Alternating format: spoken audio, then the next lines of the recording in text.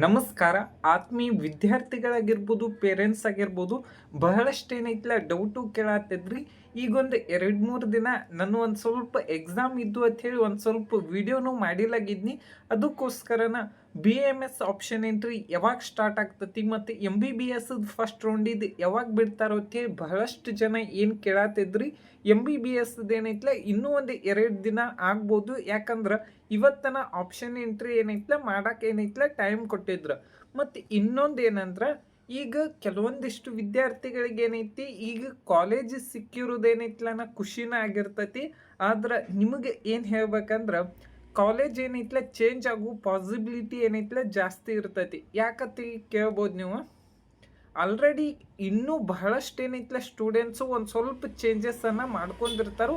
College ಏನೈತ್ಲ change ಆಗೋ chances ಏನೈತ್ಲ ಜಾಸ್ತಿ ಇರ್ತೈತಿ. ಮತ್ತು ಕಟ್ ಆಫ್ ಬಗ್ಗೆ ಅಂತೂ ಆಲ್ರೆಡಿ ಇದಕ್ಕಿಂತ ಏನು ಹೆಚ್ಚು ಕಡಿಮೆ ಏನು ಆಗಂಗಿಲ್ಲ.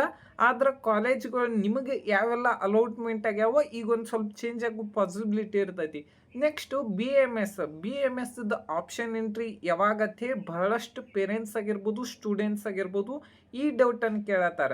BAMS ಆಪ್ಷನ್ ಎಂಟ್ರಿ ಏನೈತ್ಲೆ ಇನ್ನೂ ಏನೈತ್ಲ KEಗೆ ಏನೈತ್ಲೆ ಯಾವುದೇ ರೀತಿಯಾದಂಥ ಸೀಟ್ ಬಂದಿಲ್ಲ.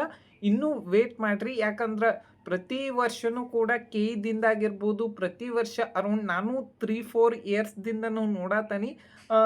ಎಮ್ MBBSದು ಫಸ್ಟ್ ರೌಂಡ್ ಆದಮೇಲೆ ಏನೈತ್ಲ BAMS ಮತ್ತು BHMS BUMSದು ಏನೈತ್ಲ ರೌಂಡನ್ನು ಏನೈತ್ಲ ಇದನ್ನು ಮಾಡ್ತಾರೋ. ವೇಟ್ ಮಾಡಿರಿ. ಮತ್ತು ನಿಮಗೆ ಏನೋ ಡೌಟ್ ಇತ್ತಂದ್ರೂ ಕಮೆಂಟ್ ಬಾಕ್ಸ್ ಒಳಗೆ ಕಮೆಂಟ್ ಮಾಡಿರಿ. ಇವತ್ತು ಈವ್ನಿಂಗ್ ಲೈವ್ ಬರ್ತಾನೆ. Thank you.